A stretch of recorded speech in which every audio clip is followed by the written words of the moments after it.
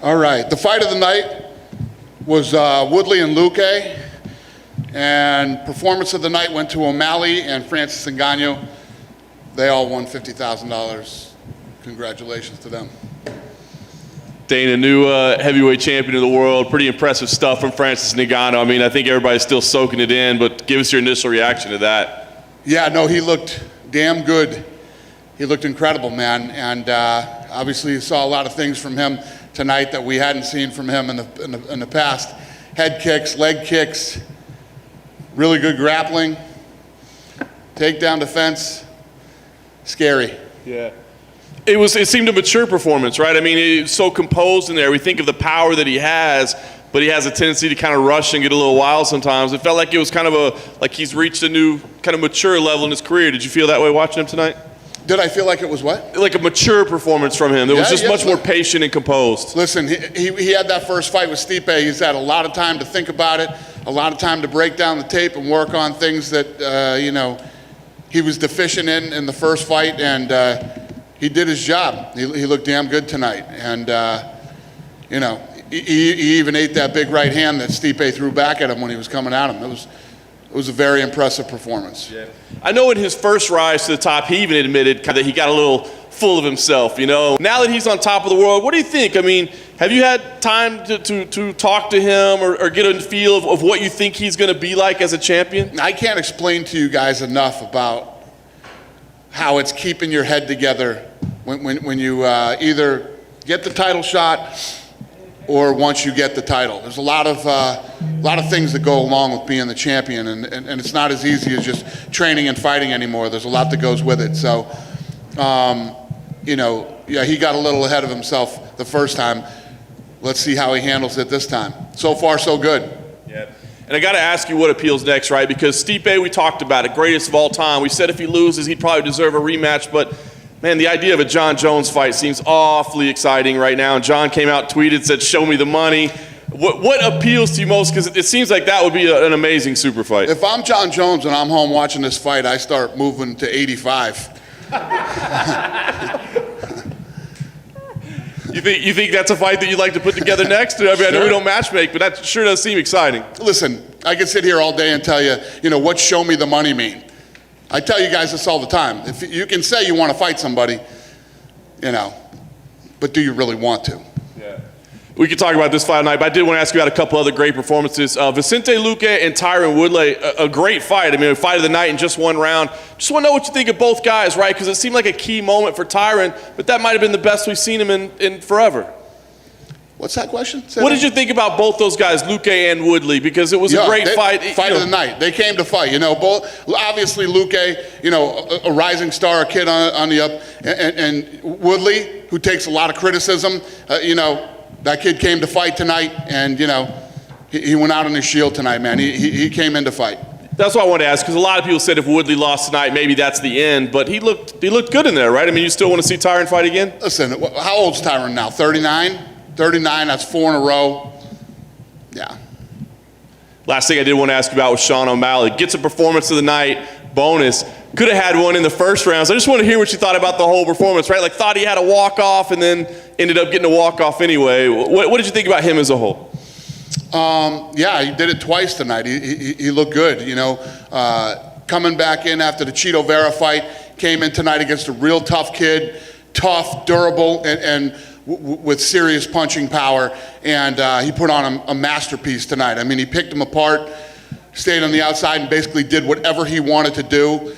Hurt him, thought he finished him, and then finished him again in the third round. So you really couldn't put on a better performance than he did tonight.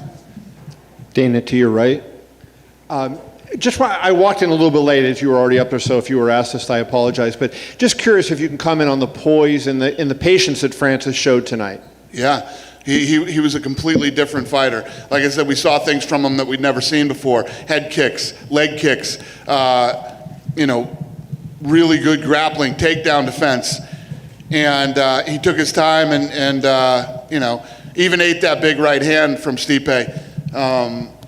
Yeah, he looked perfect tonight. You were upset with the way he approached the last fight, and you made your upset known. Did you have any conversation with him this time heading into the fight where you had the opposite sense that could you tell that he was going to come this way? I didn't. But after the fight, when I was up there, he came up to me and said, "Trust me, I'm a different person," and I said, "I trust you." Obviously you have to give a lot of credit to him, but I wonder, do you also have to look at his coaching staff? And I guess Eric Nixick deserves a lot of credit there. I mean, to work with that guy and to change him from this just, crazy attacking, person into somebody who was methodical. Even when he hurt Stipe and knocked him down that first time, he didn't just crazy bull rush him. He went with a game plan.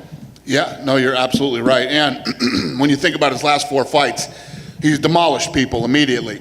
And tonight, he worked on different things, leg kicks, head kicks, defended the takedown, spun around, hit Stipe with some shots. He didn't just rely on trying to go out and club him.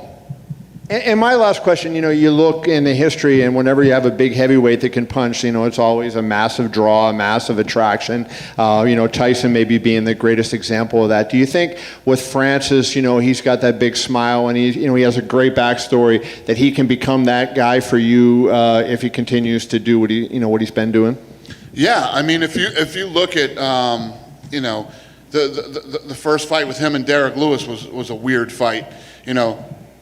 Derek Lewis just looked great in his last fight. That guy's been taking it serious, losing weight and everything else. I mean, Francis has some tough guys coming up in the heavyweight division. So it'll be interesting to see. Dana, when you see Francis tonight, and you said about the evolution of his game, including the takedown defense, if you're an opponent, how do you beat that guy? Yeah, the guy that we saw fight tonight is scarier than the guy we were afraid of, yesterday. So it totally makes sense as he begins to evolve and get better, and not just physically. The guy's a physical freak, but when mentally, as his game gets better and he does things the way he's supposed to, he's a problem. He's a scary dude. But like I said, Derek Lewis just looked good too, and we finally have some good heavyweights in this division now. So there's some interesting fights for him. Is it also an added bonus that Francis tends to finish his fights really quickly, so he can be more active than we've seen the heavyweight title picture been for the last few years? Yeah. Well, that's the other thing is that Francis likes to stay active and Francis likes to fight. At the press conference the other day when we were talking about, he'll call and just say he wants fights. Just give me somebody, I'll fight. So the guy likes to stay busy, he likes to be active, he likes to fight, and he's fun to watch. Do you think there's a chance he continues to get better? Like, he's been with this new team for a little while now. This is the first fight he's had where he's been able to show some growth. Do you think he will continue to get better over the next couple of years? Absolutely. Once you grab onto that belt and you start to defend it a few times, you become a completely different person. So yeah, I think he's only going to get scarier. Outside of this, your old buddy Oscar De La Hoya did a press conference yesterday announcing his return. It was reported that Triller want him to fight a UFC fighter in his return. They didn't specify which one. Is there anyone on the roster you would allow to go box De La Hoya? Maybe Francis. To box De La Hoya? Come on, guys. This shit's getting silly. I mean, you guys know it's silly. You just want to ask me silly fucking questions. That's fair. That's Come on, true. you got 50-year-old fucking guys boxing and you guys are actually talking about it and covering the press conferences? Come on. Come on, you guys. Last one on that. Did you take the $2 million bet with Snoop? What's that? Did you take the $2 million bet with Snoop Dogg? Did I take it? Yeah. No. First of all, the line is 2-1. The fuck would I bet these guys for even money when the line is 2-1? Fair. More silly questions. Come on. Dana, right behind me. Yeah. Right now, there are odds out for Francis and John Jones. Francis is a minus 137 right now. Do you agree with those odds? If the fight would happen? What is it? Minus 137 in favor of Francis against John Jones right now. Francis is minus 137? Yeah, as of right now. That's interesting. Yeah. That's interesting. Dana over here. I noticed you had quite a few celebrities than usual at the Apex. I'm assuming a lot of people hit you up because they want to be back to see UFC live. How did you pick out, Machine Gun Kelly and them to be here live tonight? How did I pick them out? Yeah, because I'm assuming a lot of They people are called hitting me. you up to watch. When you call. Secondly, Miranda Maverick, great performance on the main card, one of the top prospects, only 23 years old. Just what do you see for her? She says she wants to be a top 10 fighter in 2021. Yeah, we'll keep her busy. Yeah. And then my final question, we were going to have the featherweight title fight. We know Alexander Volkanovski, tested positive and everything. Because he lives, around the world, is the plan to try to get him back soon if he comes back healthy quickly, or should we expect that to be pushed back a bit? Yeah, we need him to recover from this thing first. And once he recovers, then we'll figure out, because he's still sick. So once he recovers and we know he's 100% healthy, we'll get him in there as soon as we can. Thank you. Yep. Hey, Dana, back here to your right. Yeah. I guess John Jones is watching. He tweeted since you've been up there. He said, "Go to 185. I didn't gain all this weight for no reason." Laughing face. I like it. That sounds serious. That sounds serious then, John. Call Hunter right now. Is that We the can fight? make that fight tonight, John. Call Hunter right now. That's the fight to make. Would you say? What's that? Jones and Ngannou is the fight to make, right? Well, Derek Lewis is the fight to make. But if John Jones really wants that fight, listen, it's one thing to go out and tweet and say you want it and I put on the weight and I did this and that. Do you want the fight? I promise you, we can call Derek Lewis or one of these other heavyweights and they want the fight. If John Jones really wants the fight, John Jones knows he can get the fight. All he's got to do is call and do it. Like I said, it's easy to say you want the fight, but if you really want the fight, Francis Ngannou is the heavyweight champion of the world right now. All he's got to do is pick up the phone and call Hunter, and we can get the deal done. Hunter, can you let me know if John Jones gives you a call? Okay, cool. Last thing, Dana. Now that Stipe's run is, over for now, can you just reflect on what?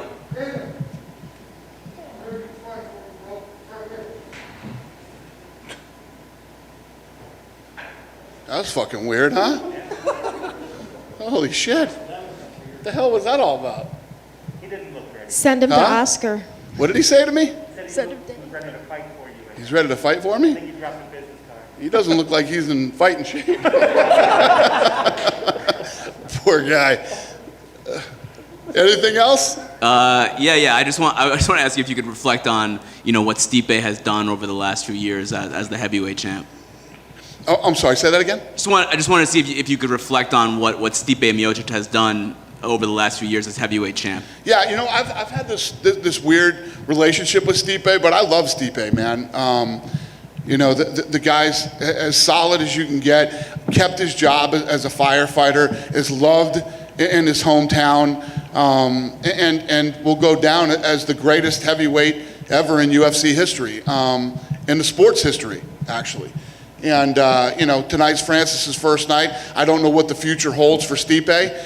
Obviously after this fight, he's got to go home and, heal up, spend some time with his family, and then we'll talk about what's next for him. But, I have nothing but the utmost respect for Stipe Miocic and everything he's done in this sport and for this company. Hey Dana, with the star power of Francis Ngannou and cities opening back up, is there an ideal location you'd have him have his first title defense? For Francis? Yes. Where's his first title defense? Yeah, an ideal location with cities opening I don't back. know. We got to see as this stuff. What I'm hoping is we go to Jacksonville, then we go to Texas, and then Vegas, and then we just keep rolling. With full sold out events. So obviously, Francis would be a Vegas, New York City, Fight Island guy. You know what I mean? One of those locations. And lastly, with Sean O'Malley getting right back where he left off, I know he had the loss to Cheeto Vera. They've been barbing back and forth in social media. Do you see an opportunity for those two to run it back? Does that fight interest you? Yeah, I don't know. I mean, obviously, you can make that fight anytime. That one's always there. So, yeah, I don't know. I don't know what's next for either one of those guys. Dana, just one question for me. Hi. This is the last pay-per-view scheduled in Las Vegas before you hit the road. Is it conceivable that you could come back for a pay-per-view event at Apex this year? Do we think we'll do a pay-per-view here again? Yeah, I hope this not. year. I hope not. Would listen, any- listen, don't get me wrong. This is amazing. I'm sure it's a lot easier for you guys too. We pull right in the parking lot, we roll in. You know what this is kind of like? Everybody who's getting lazy and used to working at home, where you don't really have to put, you leave your pajama bottoms on, put a nice top on, sit in front of your computer screen and Zoom somebody. It's the easy, lazy way to do things, but this isn't the right thing to do. We should be in sold out arenas, fans packed, going crazy, and unfortunately we'll all have to start traveling to all these cities again, but that's the right thing to do. This is the easy, lazy thing to do, and it's nice, and it was awesome while it lasted, but hopefully this is over. There are also 2 events on the schedule. Are those events, could they be moved as well? Are you looking to move them? Next two. There's the 10th that's here, and I believe the 17th. Yeah. Yeah, so it's funny, great question actually, because we've had this debate that's going on right now at the office with the fight nights. Do we stay here with the fight nights for a while again? You know what? So Monday, I have a meeting on this on Monday, right? This shit should be together on Monday. Call me Monday. Will do. I'm giving you this story. I Call me Monday. appreciate that. The guy that came in here, perhaps he should go fight Oscar De La Hoya. You think you could send that? Yeah. He wants to fight. Yeah. Dana, UFC 264 on July 10th, I believe it is. Could that possibly be at the T-Mobile Arena here? I hope so. That's the plan. That's the plan. And could that be Conor versus Poirier on there? I hope so. Okay. We all hope so. Dana, just one. With the world sort of opening back up, is the plan still to create a hotel next door in the property? Is that sort of getting shelved? Yep. I got so much stuff planned. I can't wait to share with you guys, and hopefully in the next month and a half, I'll hold a press conference with you guys and show you everything that we're working on, and I'm excited about it. Appreciate it. Cool. Dana, for that July event, could Justin Gaethje co-main in case he had to step in from one of the guys, Poirier or McGregor?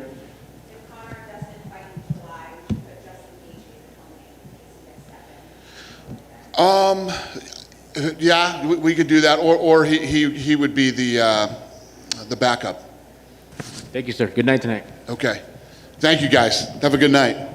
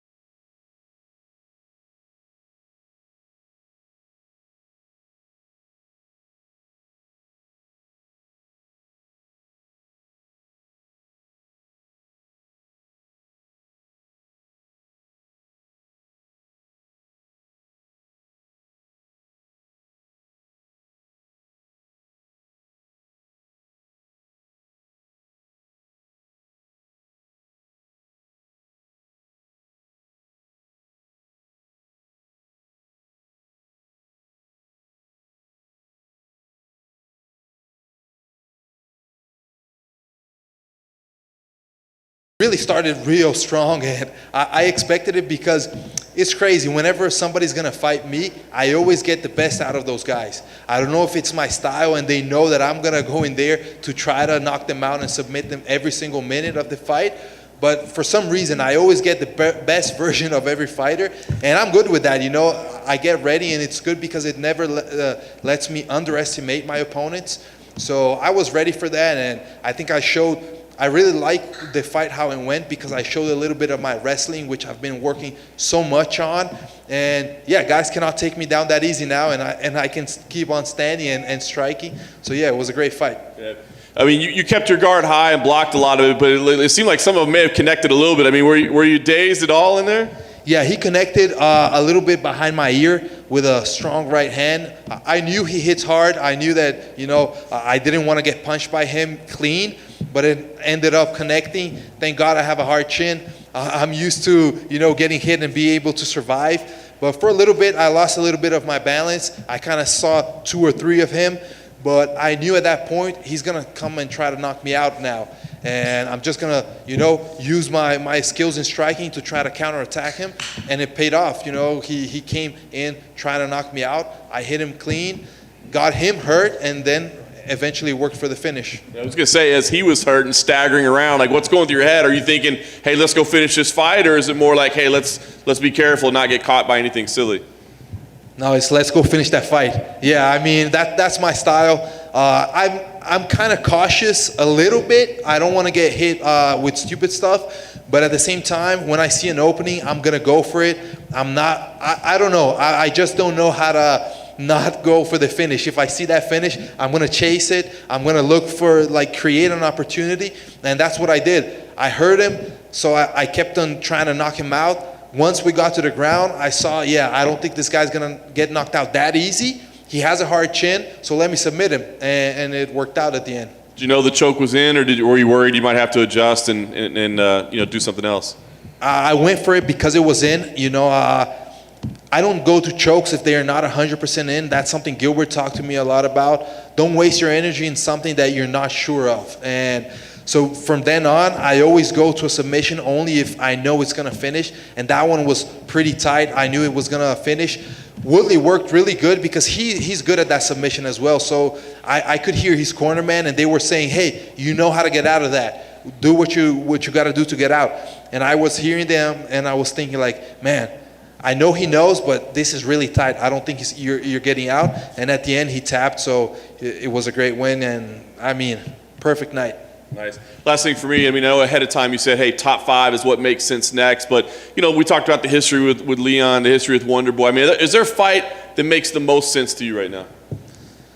Sense? I don't know. I'm not really good with sense. But the fight I really wanted, Kamaru took it. I wanted to fight Masvidal. I think that fight would be a banger. Our styles match up really good.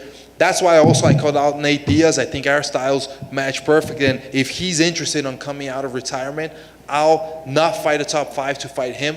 But, my focus is on the top of the division. So, I don't know, Leon Edwards, Wonder Boy, 2 guys that beat me. I would love those rematches. But we'll see. We'll see. There are many fights up there, and I definitely want a high-level opponent right now. Sensei, right here. You made it known you were obviously a big fan of Tyron in there before you guys even fought. Did anything in there while you're fighting him, in the back of your mind, you're like, I've seen this 1,000 times from him from watching his tape, and you basically knew what was coming before he threw it? Yeah, when we were clinched in the wall, and I was kind of pummeling, and he was throwing some knees. I was trying to hit him with knees, and I was just looking at him, and I'm like, man, I'm really fighting Woodley. This is kind of crazy. But that was just a split second, and then I heard Gilbert, I heard my corner man speaking, and I'm like, okay, get back to the fight and let's do what we trained for. But yeah, it's different. It's a big thing when you fight somebody that you watch for so long. But I think the fight against Wonder Boy helped me out a lot with this fight, because in that fight it was kind of the same. I watched a lot of Wonder Boy fighting, and when I was in there, I kind of had a little bit, I was a little bit nervous, a little bit excited, because I was fighting, a guy that had already fought for the title. After that loss, I realized, man, these guys are just like me. They've worked their way up, and they are there because they deserve it. that's what I'm doing. I'm working my way up, and I'm here because I deserve it. That's why, like, now I can see these guys. I can see myself at the same level of these guys, and I don't know. It's just another fight for me, but it was super exciting to fight a guy that was a champion and that I used to watch a lot and be a fan of. Were you able to share any words with him after the fight? Yeah, I talked a little bit, and most of all, I thanked him for the fight. I think that, you know, whenever you're fighting somebody that is up and coming, it's tough. You know, you've been a champion. You want to fight the best in the world, and now you're fighting an up and coming fighter. I just was thanking him for taking this fight and really going in there and bringing all the best of his and having a great fight. You know, I think it was a banger. Then, say you don't get the Nate Diaz fight and all these other fighters are kind of matched up with other people. You haven't main evented any fights yet. Is that another thing you're looking forward to down the line? You are an action fighter. You got a lot of fight nights coming up. They want to do fights around the world now. So are you also looking for 5-round fights in the future? Definitely. I think I'm ready for a 5-round fight. I think that I've been evolving every single spot of my game. That's wrestling, striking, jiu-jitsu, and also strength and conditioning. My cardio is great. I really feel like I'm ready for those 5-round fights, and we'll see. A main event would interest me a lot, and yeah, I want especially to fight with big crowds. I miss that a lot, and yeah, we'll see what happens next. In the corner. Right after the fight, it looked like you were talking to your coach, kind of running back a couple of things that happened in the fight. Is that what was going on? Yeah, I was. I let him know that I was asking them what shot was the one that hit me, because I felt that something hit me behind the head, but I didn't know if it was an overhand or just a straight right. And they kind of let me know, and I said, yeah, he hits hard. I mean, I expected him to hit hard, but once you actually get hit, you realize how hard Woodley actually does hit. And I don't know, I was kind of excited for the win, but also like, man, he hit me, and it was crazy how all it went down. I thought that in striking I would have, like, you know, clean fight. That's what I always want to have. Besides that, it was a clean fight, but he hit me with that right hand. I was kind of like, yeah, we got to correct that mistake. And I always like to talk to my coaches after my fight, and even though it's a win, I still want to see what I can improve after this fight. You mentioned Wonder Boy and Leon Edwards running that back. What's different for you now if you were to take those fights again? I think I'm better. I'm a better fighter in every single aspect. Also, I'm more experienced. I've been, you know, fighting. After Wonder Boy lost, I changed a lot of things in my training that I had kind of overlooked. So I think I'm a better fighter overall, and I'm more experienced right now. So I think that I'm really ready to have this you know, rematches, and it's gonna be a different fight for sure. Congrats on the win, Vicente. How much did your game elevate? I know you were ready, you were prepared, but did it give you a little extra spark that you were elevated to the co-main event of a big pay-per-view in Vegas? Definitely. I always like to have the most eyes on me, on my fights, and being the co-main event, I knew that meant, you know, a little bit more people are going to be watching me. So, yeah, it motivated me, it pumped me up to go in there and get a big win like this one. And I think the biggest thing my biggest motivation is having the best fight for the crowd. That's something that has always been in my mind since my first fights, you know, much before the UFC. I've never been able to have boring fights. That's something I don't want to have. If I'm there and I got to stall, I'm not going to do that. I'll do something else, even if it costs me, you know, the win, but I'm going to have exciting fights. And yeah, being a co-main event for sure was a big motivator. Well, that was definitely exciting. Whether it be Apex or if that would have been at Raider Stadium, people would have went nuts. Thank you for that. Thank you.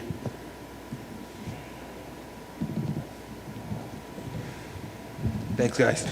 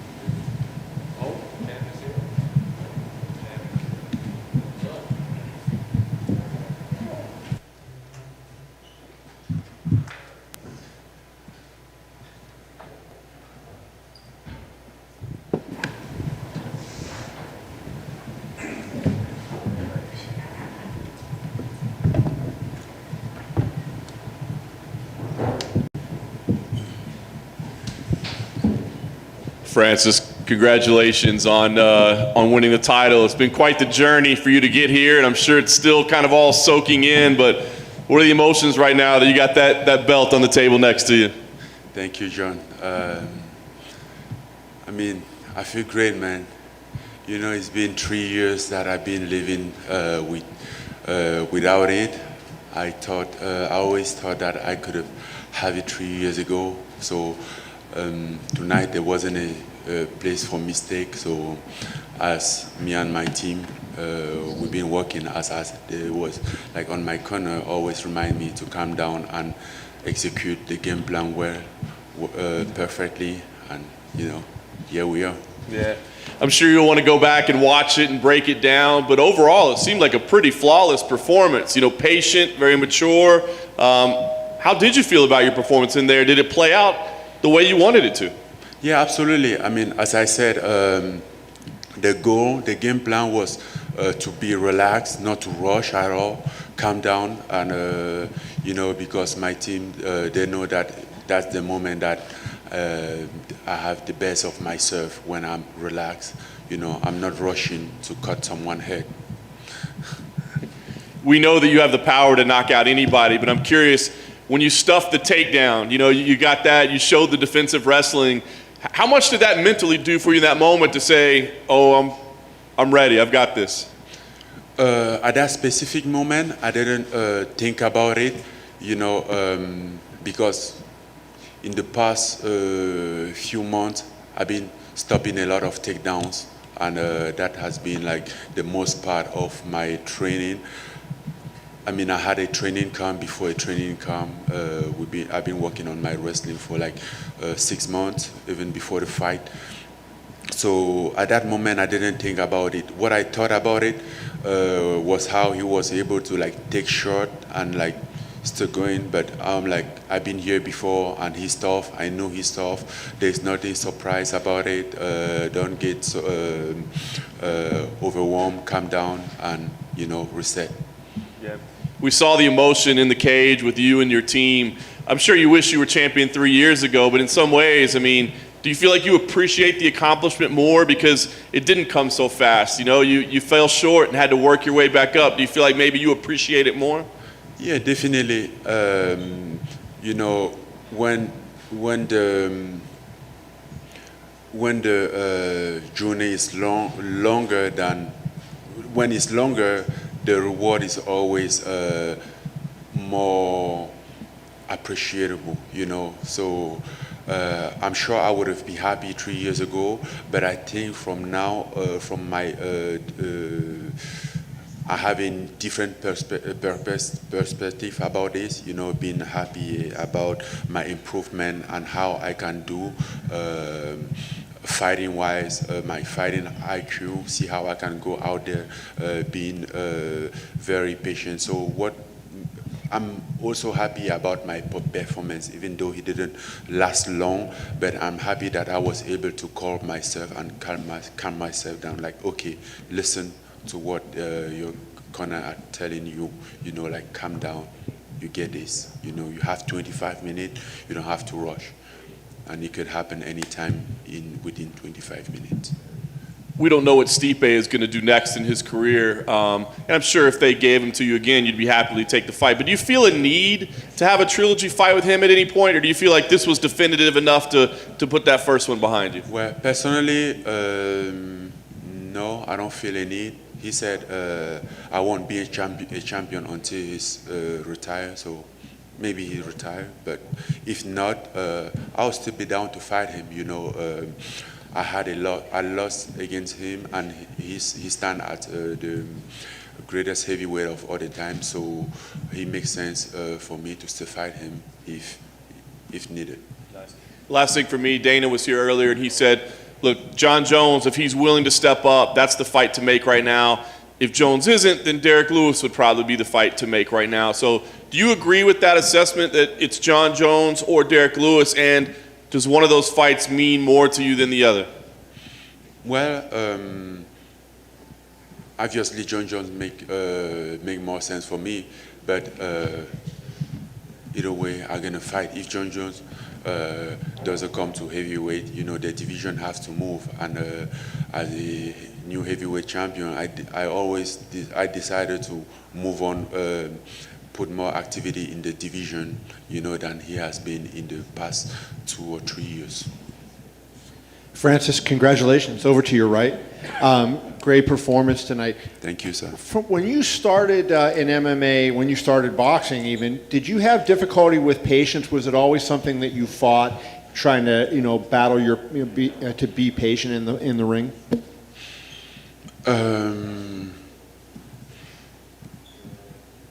I think so. Yeah, I think so, because I didn't have a good understanding of like controlling a time. You know, I was going there not to fight during the time, but to fight instantly, and you know, rushing there. I didn't understand the patient part of it, the fight IQ, how they call it.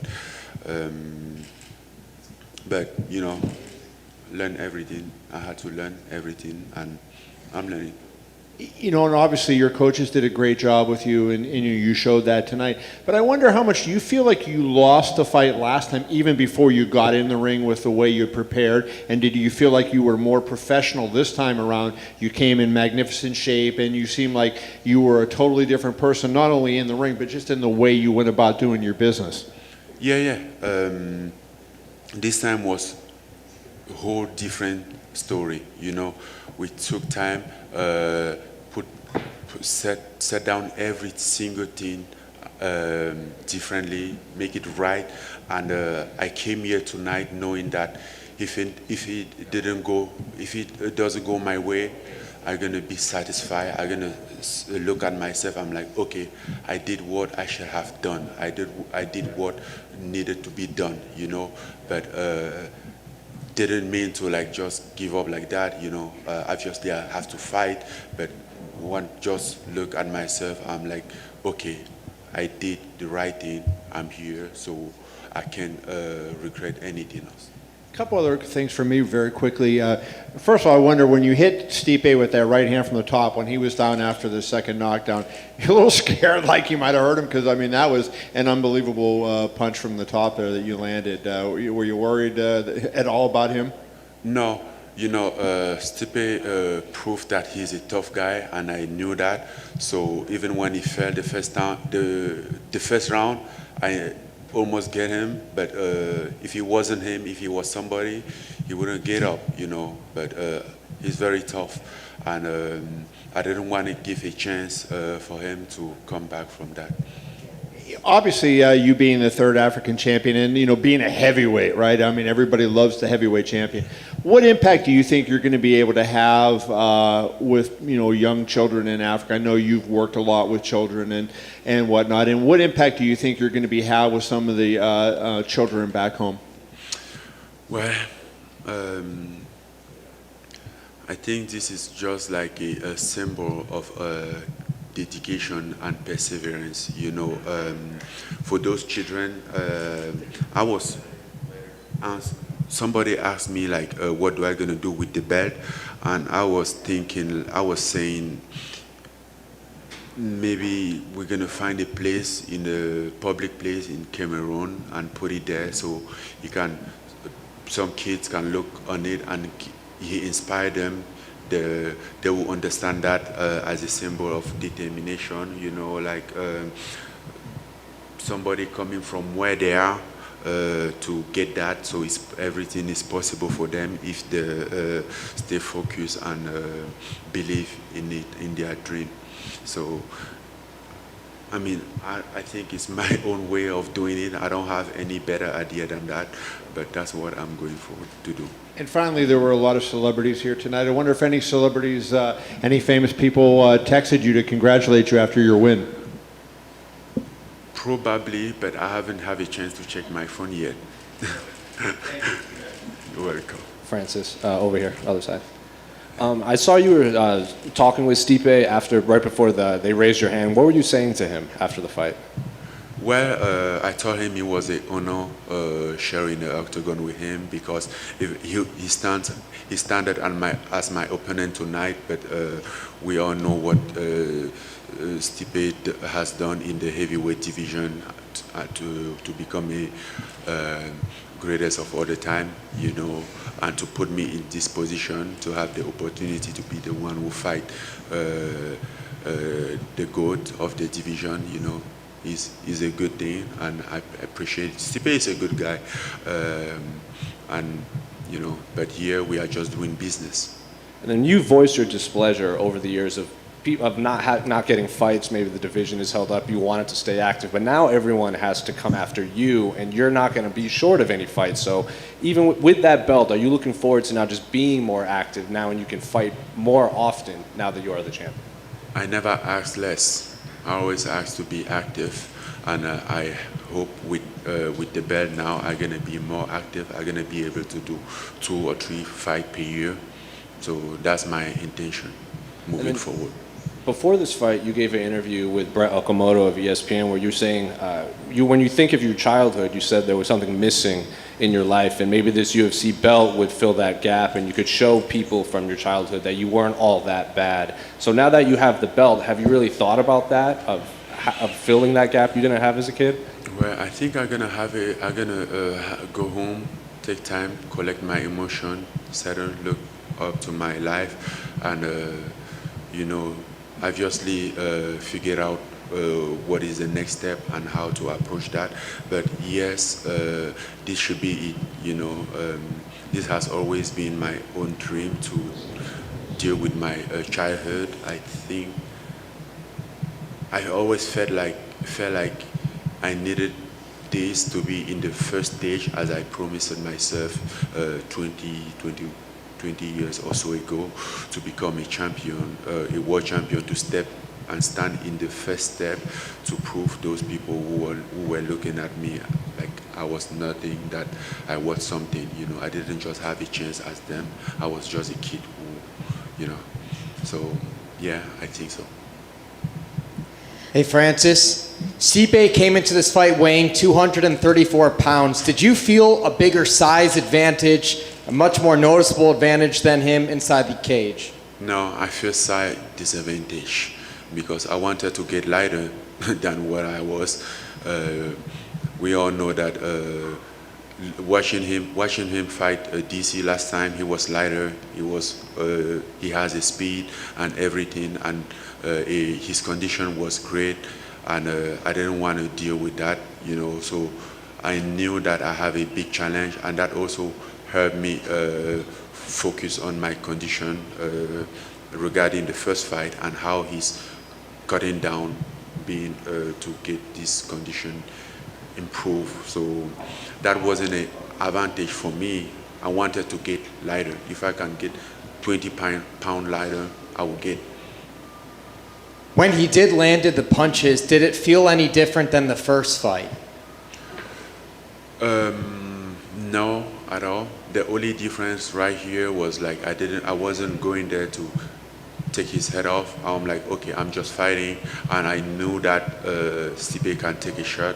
So yeah, I landed, and I was like, okay, let's go. You still have time. Don't rush.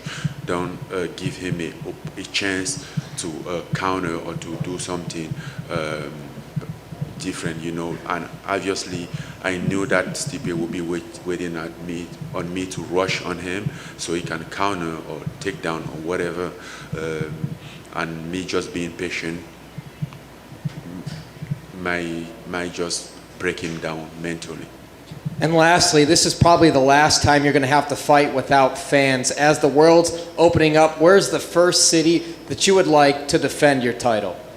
The first city that I would like to defend my title? Paris. I mean, I don't think they'll take a big pay-per-view in Paris right now, but I would say Paris. Other than that, Vegas is home, is a good town, yeah. Francis over here, to your left. Hi. Francis, at the Hall of Fame, I asked you, what is the moment from your career that you will remember forever? You told me it had not happened yet. Maybe when I win the title. I want to ask you, you have that belt in front of you. Tonight, is this the moment from your career that you will remember forever? My career hasn't done yet, so there's still a lot of things we can be. I'm expecting way more going forward, maybe way better than this. So I still don't know. Secondly, this is a big moment for you. I know you said you haven't been able to check your phone yet. When Francis Ngannou is finally alone, who's the first person that he's going to call on the phone? I called my mom already. I wasn't able to talk to her because she was in the middle of party. He was going crazy over there. We couldn't talk, but at least she saw the belt. Have you imagined, like, is it going to be on the pillow next to you tonight? Have you figured out what you're going to do? It's going to be home, you know. It's great, but this is just a mirror, you know. The most important thing is the principle behind it, you know, the idea, the reason why you are a champ, the title, you know. So I might sleep with him. I will sleep with him, definitely, but... Congratulations. Thank you. Francis in the back, to your far left. So a lot has been made of your team, Dewey and Eric, and the adjustments that were made from the first fight to this one. What was that part of the journey like for you? What did you have to buy into in order to achieve what you did tonight? Oh, everything. Because the first time I didn't do anything right, you know. Like thinking about that fight, it was a whole mess, the whole process. I showed up that night, didn't even know what I was here for, didn't have an emotion, you know, because it was just all over. I was lost in between all this. You know, this time I took a time, collect myself, approach this differently, and I will appreciate it differently. We were missing the fans tonight, but do you feel like having your title shot here in Apex and really being able to hear your corner, did that help you? I don't know. I think everyone can hear his corner when he's calm, when he's not rushing, you know, because they are closer and you kind of like get used to their voice during like practice, and that's what we do. You know, like the first thing that happened when we get in the octagon, I look up where my corner I see it, so I knew that that's where I'm gonna be looking for and trying to get in a voice from. Last question for me is Dana has referred to Stipe as the greatest UFC heavyweight of all time. Given your dominant performance tonight, where does that put you? I think there's still no doubt that Stipe is the greatest of all the time. You know, as his resume said, and nobody hasn't taken that from him. We're gonna see what's happened moving forward. You know, me fighting, defending the title, and from there we're gonna know where is my position. Francis, you've talked a lot about the first fight against Stipe, but after the fight, you were talking to Rogan. You actually mentioned the date, you know, January 20, 2018. How often have you thought about that date? How often have you thought about that fight? I thought about it. I don't know. I don't think I ever think of putting down the frequency of the thought about that fight, but I thought about it. Basically, when it comes to like fight, when I think about the title or all those stuff, I mean, I don't know how often, but all the time. And your journey has been documented, all the places that you've been and how you got here. But how important was Las Vegas? Like, how important has Las Vegas been settling here, finding a home, establishing yourself? How important has that been to your career? Everywhere has been very important for me. Las Vegas has been very important because as a nomad, I have a ability to make everywhere that I am look at like home. And today Vegas is home, and it's giving me everything that you can take from home. But 4 years ago, it was Paris, and Paris was home also. So, yeah. And are you going to take time to celebrate, or are you already thinking, next fight, getting ready, getting back in the gym, getting ready? I mean, I'm definitely going to take some time to rest, some time off. That's obvious. Knowing that I've been in the very long training camp, I was very exhausted at some point. But I would like to fight as soon as possible, so I'll be ready by summer, July or September, I think, or August, I think. So my last thing is, obviously tonight you've won the title, all this craziness is going on. Have you thought about the moment, like when you wake up tomorrow morning and realize, like, oh yeah, that happened? No, I haven't think about that, but even now I'm realizing that happened. There's no doubt about it. Thanks, man. Francis over here to your right. You got Kamaru Usman in your corner tonight, of course. So what did you guys say to each other after you won tonight? Well, we just say 3. Meaning 3 African champion.